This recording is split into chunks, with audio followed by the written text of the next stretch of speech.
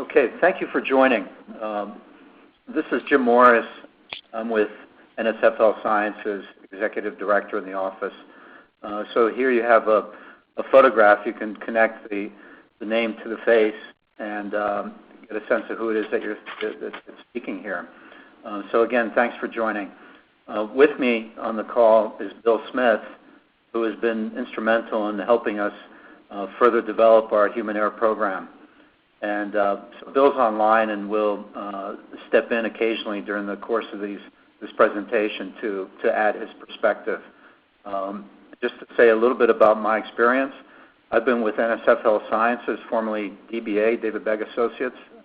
You guys may know of us from that name. I've been with this company 5 years, and prior to this, I was with 3 other pharmaceutical companies. The majority of my experience was with Pfizer in a number of different locations, first in New York and a few places both in the U.S., Puerto Rico, and in Europe. And my roles over the course of 25 plus, now working close to 30 years experience, has always been consistently in quality and manufacturing in a number of different positions, close to plant operations and in some cases staff roles within a headquarters type environment. Bill, would you like to say a few words about yourself? Sure. My name is Bill Smith. I've been in the pharmaceutical industry for 17 years, mostly in biotech, and I've been doing a lot of work with Lean and Six Sigma in that period of time, and always in for quality systems and as well as manufacturing. And so I've done a lot of work in human error in the last few years and have made that my focus. And so it was quite an honor to work with NSF and Jim to develop this program. And we think it's a very good program. Okay, that's great. Thanks, Bill. So what we'd like to do is run through a series of slides here that present a bit about who it is that we are, very briefly, the program objectives of our human error program, a bit of the company perspectives that we've taken away from the work that we've done to date. We'd like to give you a sense of our approach and methodology, and also give you an idea of who it is that we have involved in the program. And then we'll conclude with a few questions and open it up to questions from your site, Barbara, and the rest of the team.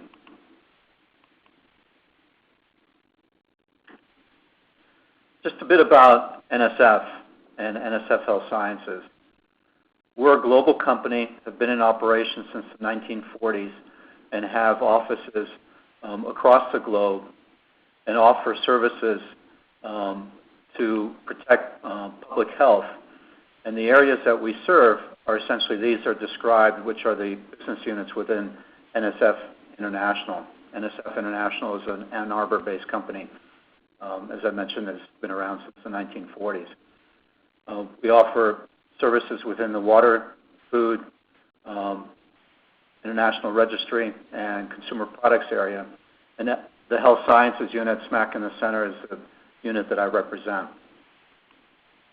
Within health sciences, we focus in 3 different sectors, and these are summarized here. Pharma biotech, which is the sector that I represent, medical devices, and dietary supplements. So formerly, we were NSF DBA, and prior to that, you may know of us as David Begg Associates. And as of January this year, we focused our business in this fashion and have taken on the name NSF Health Sciences. The focus of the work that we provide is in consulting, auditing, and education and training. And this has been core to David Begg Associates and core to our business for quite a long time. In 2012, the pharma biotech unit had acquired Becker Associates, which has an excellent reputation in the industry and has given us the ability to offer, essentially have additional depth and more breadth to the services that fall under each of the 3 buckets that we've historically been covering quite well, all geared to pharma biotech. So that's just a very brief overview of NSF Health Sciences, and it's fit within the parent company NSF International and our focus, our business focus. So what I'd like to do now is go straight into our human error prevention program and describe the program and our methodology, and then leave hopefully a bit of time towards the end for some questions that you may have. If you have any questions that you'd like to raise and just like to forward an email, you can do so to Kate Principe. You should have her email from the invite. So simply put, our objective is to maximize business efficiency by reducing human error. And our focus is really around the high and growing number of investigations that we see in the industry attributed to human error.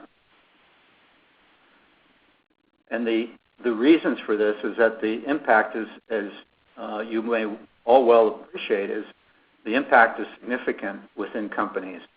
And the impact is outlined here in that we see significant impact in terms of shortages, perhaps, unfortunately, patient impact directly and recall. So we sometimes see worst case out of a human error-related incident, market impact.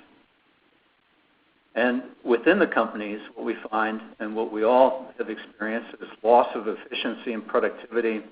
We see product loss, yield losses, and often, and maybe really important to emphasize, is we find that we're spending a lot of time within our companies conducting investigations and tying ourselves up with huge numbers of investigations that need to get done. And over the course of the experience that I've had within the industry, I've just found this to become much more complex. Deviations and the expectation by regulators and by ourselves within the industry is that we really do a thorough job on each and every investigation. And the burden on staff is incredible. So anything we can do to bring the deviation numbers down, get right first time, is significant to any of our operations. So we do see burnout, and we see it within many of the companies that we work at the line level. So from the work that we've done, we have a long track record, as you can appreciate, working with the pharmaceutical sector, each of us working in the industry.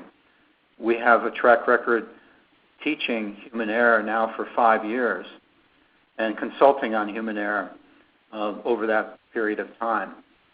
And what we've gleaned really is a great deal of perspective, and some of the points are raised here. One company, this is a fairly large, primarily generic sterile manufacturer, would relate that many deviations are related to procedurals. 80% would be roughly the number that they would throw out. But in digging deeper, it's typically due to other factors, training, the instruction, often fatigue, often burnout. That's one company's perspective, but the numbers of this company, given the nature of their operations, is huge. Another firm, this is a company based in Europe, has the perspective that they don't really wish to talk about human error. It's an admission of weakness or fault. And one premise of our program is to be in a position to have a culture where we talk about deviations and human error openly. But that's one company's perspective, and it certainly presents a challenge. Small biotech company, third bullet, this is a company that does a good job in analyzing where deviations are coming from, and has raised the point that the laboratory seems most at fault in terms of human error. And we would counter and had that in this particular case, it was that group that was more open to raising deviations and more open to discussing issues related to performance and human error, whereas in some other functions, there really wasn't that degree of openness. So as a result, the metrics were slightly skewed. But it was an interesting case. Another very large company with 5 sites, biologic operation, had done some work and demonstrated that their deviation reoccurrence rate was essentially flattened out at 20%. And they were struggling to reduce personnel-related deviations. So just to give a bit of perspective, that gives different points of view. And this pie chart presents an interesting point of view because we've seen it across multiple companies.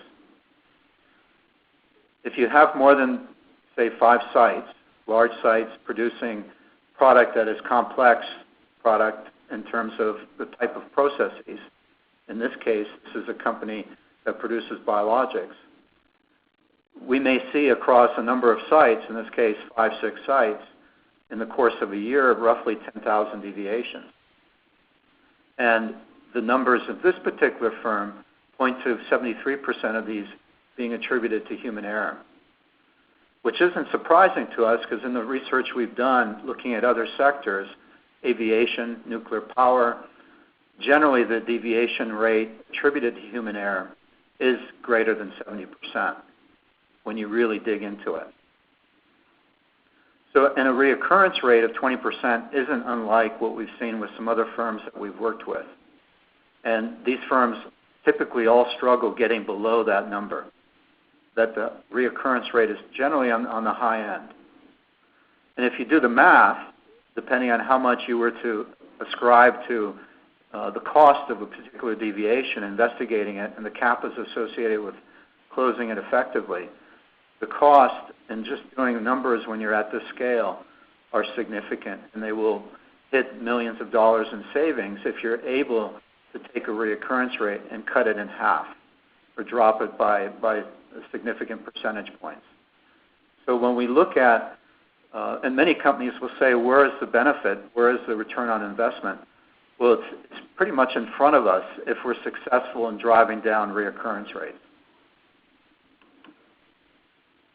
Just a bit from a regulatory point of view, the FDA and in the EU is very clear that human error is something that's on the radar and needs to be dealt with appropriately.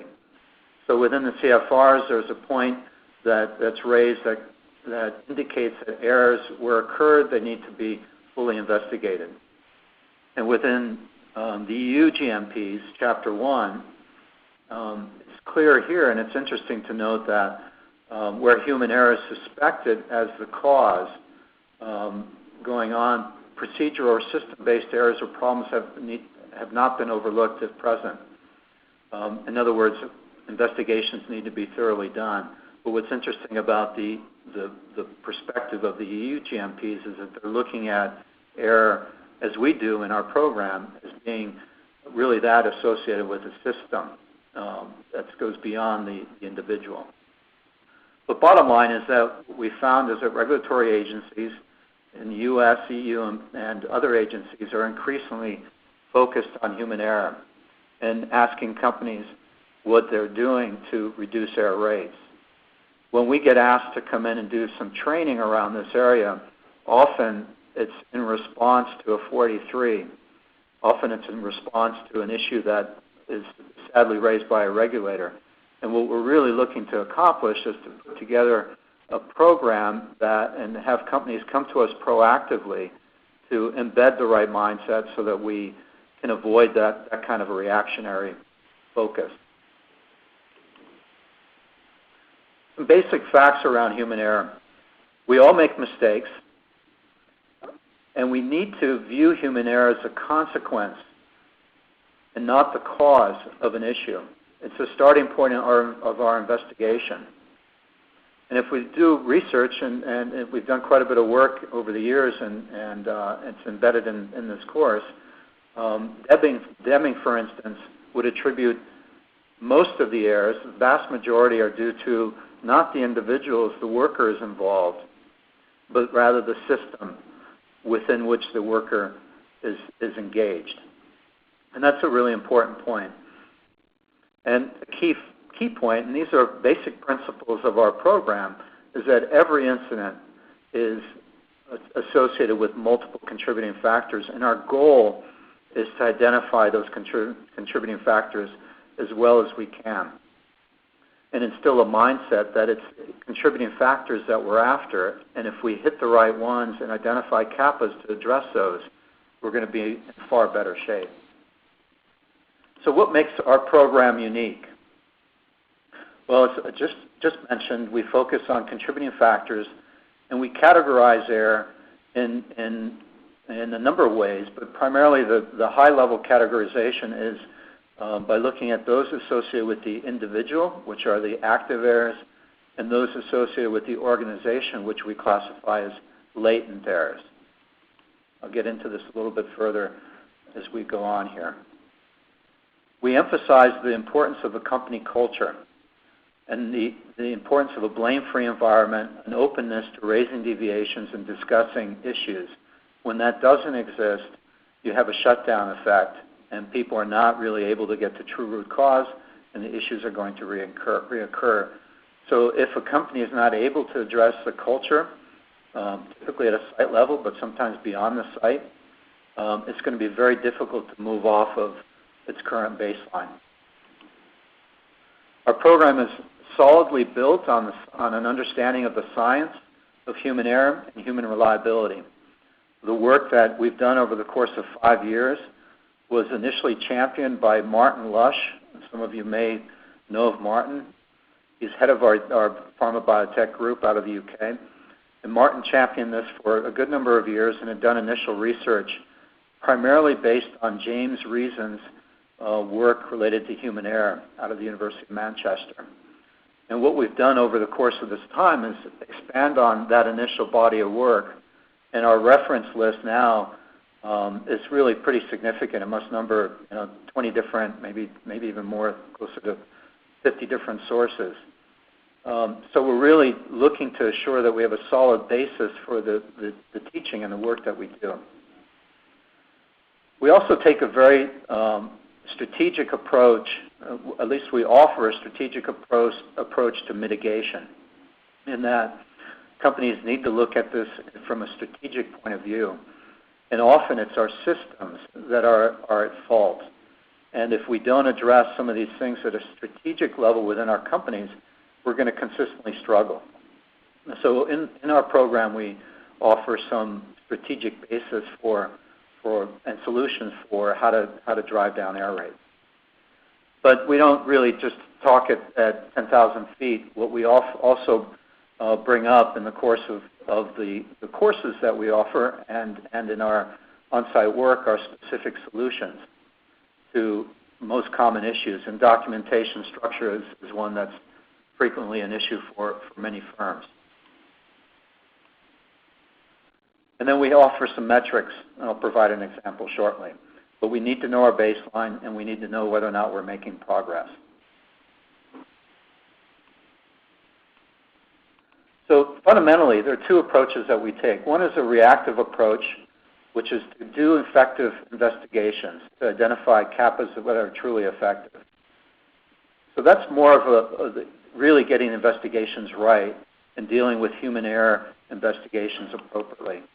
But we also have another arm, which is really proactive approaches to assuring that we're thinking ahead, we're identifying opportunities for error reduction, we're doing effective assessments and identifying actions that we can take within our unit operations to hopefully root out potential errors before they surface.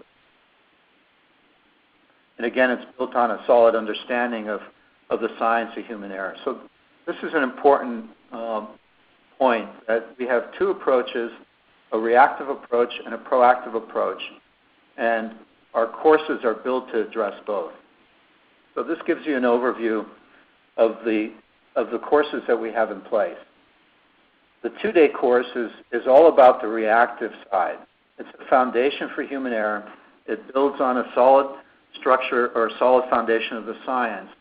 And it's geared to people that are conducting investigations, supervisors, people in tech services, folks that are very close to the deviation management system, very close to operations. The 1-day course is to address the proactive component. And again, it's geared to people that are working in facilities, area supervision management, folks that are looking to drill down and identify opportunities for error reduction. The third line down, the one-day human error program overview course, is really condensing the 3 days to a 1 day to give people that aren't necessarily completely at the sharp end conducting investigations, but need to be aware because perhaps they're approving, they're involved, they're on the periphery. They need to be aware of the principles and the facts and the approach and the methodology. These are managers and supervisors within facilities. And then the half-day course is really a high-level overview of the program for senior leaders, because we found that we often get asked to do training, but we find that when we're offering that training to a cross-section of a plant or an operation, and it's folks that are just, say, at one level within the site, we don't reach folks that ultimately influence the direction that a program like this can take. So we find that our greatest success is when senior leaders understand the principles and that we've embedded the thinking across the organization. So the foundational course, the 2-day course, Learning Outcomes, I'll provide just a little bit of a brief on that. We come away with an understanding of why we make mistakes. We understand the role of contributing factors, active and latent. We understand the importance of a thorough investigation. Without a thorough investigation, we have no means to really drill down. We follow a structured process with tools that I'll describe briefly in just a few minutes. We need to understand the importance of the culture to drive down errors. We cover this in the 2-day course. And then we get to CAPAs, which eliminate or reduce the chance of error reoccurrence. That's our goal. And then in this 2-day format, we have an opportunity to practice using generic investigations. This provides just a snapshot of the beginning portion of the 2-day course. And I've put this up really just to give you a sense of the structure for a few reasons. We've been doing and have been doing a lot of training to professionals, people within the pharma sector for a long time. And we've been honing our skills significantly over the years. And we find that to reach people, it needs to be highly interactive.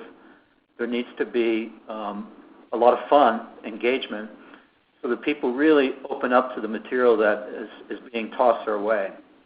And there's a lot of material that we're putting forward in this 2-day format. So, for instance, when we talk about the science, which is session 2, why do we make mistakes? That's really about the science. And we do it on the heels of a teamwork which is called missing your flight. It could be missing the boat. It could be missing anything. But what we do is we put it in the perspective of an everyday occurrence so that folks can appreciate the contributing factors associated with why somebody might miss their plane and relate it to the science and relate it to the things that, that are very important to understand if you're really going to drill down to the root cause of why we make mistakes. And then we go on in this 2-day format. We go into each of the categories that we use to define error, and decision error in session 4 is just an example of that. We drill down on that category in significant detail. And what you'd find if in attending the course is as we drill down on decision error, there's a strong basis for the science within that session. And also, as we talk about decision error and bring up the basis for why we make decisions the way we do, why we're wired the way we are to make decisions, we also then relate it to solutions that we can provide within the workplace so that we're better positioned to make good decisions. And that's just an example of how we structure each of the categories, and there are 6 categories that we use to categorize human error. This is the end of the course, the end of the 2 days, and I bring it up just to highlight the fact that it's important that we practice. So we have a number of opportunities over the course of the 2 days to put the principles in play, and using generic investigations, and if we're in-house, ideally we're in-house and we provide company-specific investigations. And in both days, and importantly on this last day, we close on the company culture.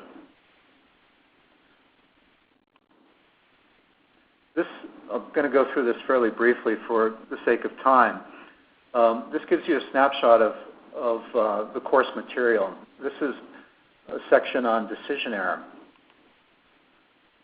And each of the sessions that we run throughout the course is set up such that there's an introduction so that people have a sense of where we're going for that particular session. And in this case, we're going to talk about instruction clarity, information quality, and boundary errors. And then there are 3 additional principles that go into this. I'm not bringing them up here just for the sake of time, but I'd like to offer a snapshot.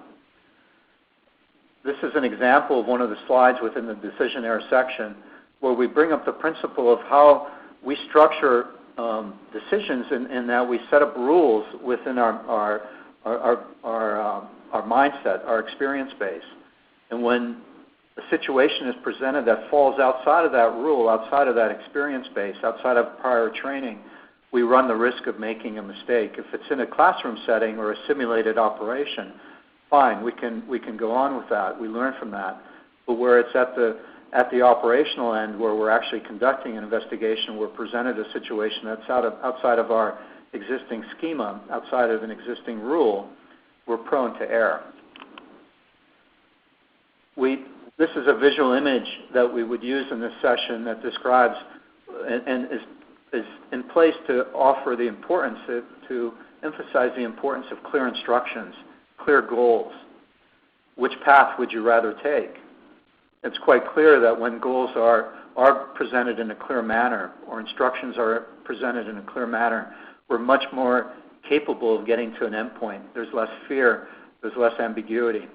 So it's quite clear which path we'd like to get onto. And then we expand on that quite a bit to emphasize what we mean by clear instructions and clear goals.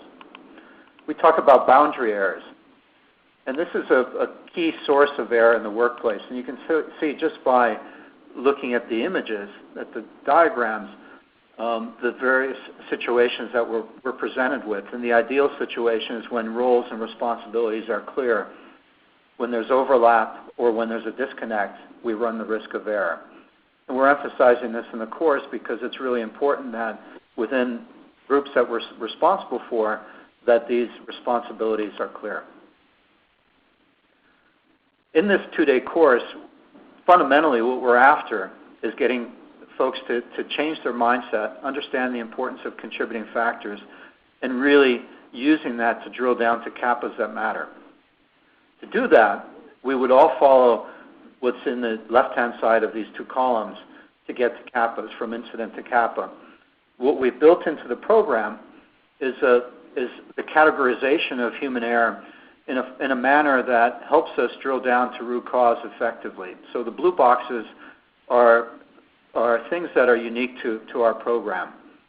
We have a very extensive tool that provides the format to drilling down to human error. It's our human error analyzer.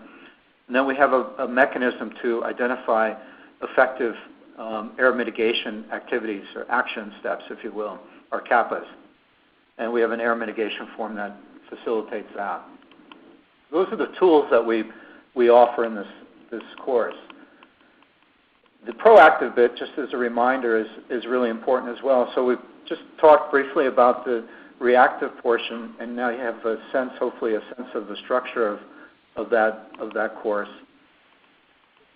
The proactive component is equally important if we're really going to go about identifying opportunities for eliminating error before it occurs. So here we again build on the science and provide an appreciation for the role of proactive measures, how to conduct assessments for error avoidance. We have a structured approach with tools to identify opportunities, and then we do practice, and this is a 1-day format, and we allow time for practice with these tools. So that's the 2-day format. The 3-day course, broken into subparts. To sustain a program such as this, when we work internally with companies, our goal is to get companies, to get individuals within companies to stand on their own, to feel that they've got the tools that they need to really drill down. And for that, we offer the components of the items that are described in this pyramid: on-site assessments, certification, and real hand-to-hand coaching and mentoring. These are important to sustain a program. What we often do in our companies is we bring in some training. We think that we're finished once the training is completed, and frankly, that's just the beginning. So on-site assessments is on-site support to review unit operations and identify points of higher probability. This is a proactive element, and we provide on-site support to do that with people that have a significant amount of operational experience and can do that sort of work. And I'll provide an example shortly. Certification is to assure that personnel are proficient and self-sufficient, that they can stand on their own. And to be certified, you really do need to have practice with these tools and have gone through the training, but then have sufficient time hand-to-hand practicing and honing the skill. It's not a one-off exercise. So certification comes with time and experience after getting the fundamentals through the course. And then with all our programs within NSF, we offer an open door to questions and answers, or questions that people may have after taking a course with us. So that's an ongoing benefit. So that provides an idea of the structure of our program.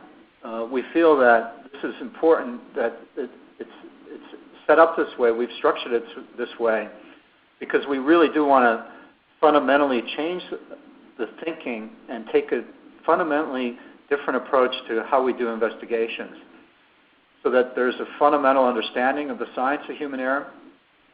The training is geared to reaching different audiences, whether at the shop floor, supervisor, manager, senior levels in companies. And it needs to be looked at as a program, ideally, not as just one-off training. It wouldn't mean that we would discourage folks from attending a one-off training session, but frankly, we're going to get the biggest benefit if folks in companies look at this as a program. And then ideally, work with us to identify metrics to measure progress, to measure success. This is an example of some metrics that we worked with one company in developing. It was an interesting engagement because they had two sites that they were running through our program, and we were able to develop and compare the sites in terms of how they stood and what their point of view was against each of the 10 dimensions that are described here. And this was essentially survey results. And we could track their progress from a point of early on in the launch of a program and the conduct of the training to a point later in time. In this case, what was interesting is that we were able to identify some differences that existed straight away between two different sites of the same company.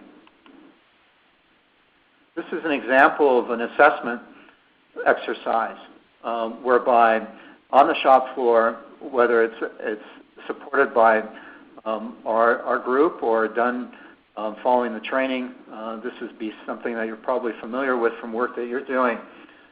This is an example of a proactive assessment to deal with an issue that had surfaced, which was that in performing an analytical test, the test tubes weren't getting the correct amount of aliquot of reagent.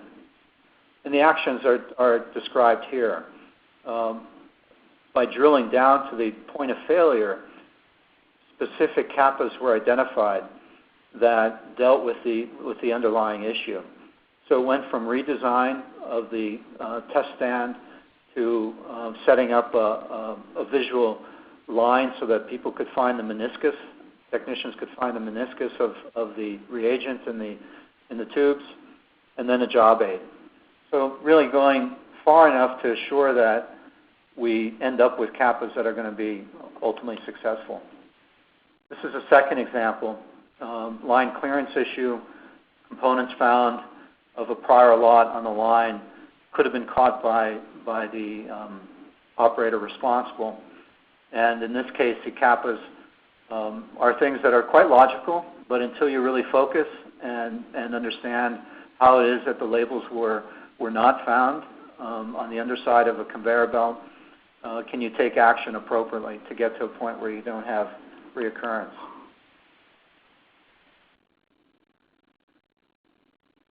So as I mentioned earlier, the approach that we follow in training, as we do in all our courses, is really a mix of exercises, case studies, and practice in addition to the theory. And there's a lot of theory that we put forward in the 2 to 3 day format. There's a certificate that we offer for attendance. And as I mentioned earlier, there's a certification program in place for those that take on the program internally in their companies. And we're accredited by ACPE. Martin Lush is the sponsor of our program, has been the champion of our program for now 5 years. He's based out of the UK and is head of the Pharma Biotech Group. I'm a program leader, very much a champion of this program and really believe in it. I would say that my hair loss is probably due to the deviations I've done myself over the years. The folks that are supporting it, you've met Bill, Matt Krasulich, Erica Notman, and we have a number of other people both in the U.S. and in Europe that have been close to our Human Error program as well. So just as a couple concluding slides, to reemphasize what makes this program unique, as I highlighted earlier, it's important to think about the role of contributing factors, the role of the company culture, and to build a program such as this on an understanding of the science. Well, we do that. But we also take a very holistic approach. So it's more than just training, it's certification, and our goal is to embed new practices and establish the right culture for drilling down and identifying problems. It can sit alongside existing programs that a company may already have in place, such as Lean Six Sigma, root cause analysis. So if training has already been done, or if there's been a big investment in those kinds of programs, this is really meant to enhance those programs. The methodology, in some respects, in terms of certification, is similar to what you would experience if you have a Six Sigma program in place. Error mitigation solutions are provided both at a strategic level and a tactical level, as I mentioned earlier. And it's important that metrics be in place. And if we work internally with a company, it's very important that metrics are identified that work for the company, that are tailored to the company. And we offer some, as I mentioned, as I described earlier, we have some examples. And it's building off those to make sure that they fit for your company. So just a concluding slide. Within NSF Pharma Biotech, NSF Health Sciences, we have 12 core beliefs. And just to highlight a few, we really feel strongly about partnership, not just executing work, but really establishing a long-term partnership. We really look for companies to be standing on their own. We want to be proactive. We want to avoid the 43 or worse. So our solutions need to be self-sustaining. We provide education and not training. That's really important. The fact that we can reference as many sources as we have for this program says a lot about the fact that we're doing a lot more than just training. We really are looking to educate. And we want to ensure that there's a return on investment for the money put forward by people that take us on. Our motto at the end is right people, right solution, the first time. So a couple of questions, and then I'll leave it to you to ask some additional questions. How can I get certification as an investigator? Well, the course that we offer externally, our public course, offers a certificate for attendance. But certification is really through demonstrated use of the tools. And that's the certification program is offered for companies that take on the program internally. What's the difference between in-house and external course? They're the same course, but what we have the opportunity to do, obviously, when we're working with companies is to tailor the companies, especially the deviation examples, to the environment of that company. We won't go into a biologics manufacturer and talk about tablets and capsules or vice versa. So that's the approach that we take. We do quite a bit of tailoring when we do run programs within companies.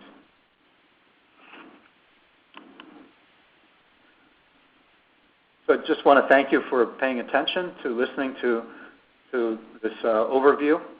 We have a course that's running in North Carolina at the end of April, and we welcome your attendance. Look forward to that. Look forward to a face-to-face meeting. If you're interested in what I've described, Austin Caudle is our business development manager, and he can be reached at the email that's there. Or obviously you can reach out to me and Kate, who is the person that had sent out the invitation for this webinar. So I'd like to conclude by saying thank you and open it up to any questions that you may have.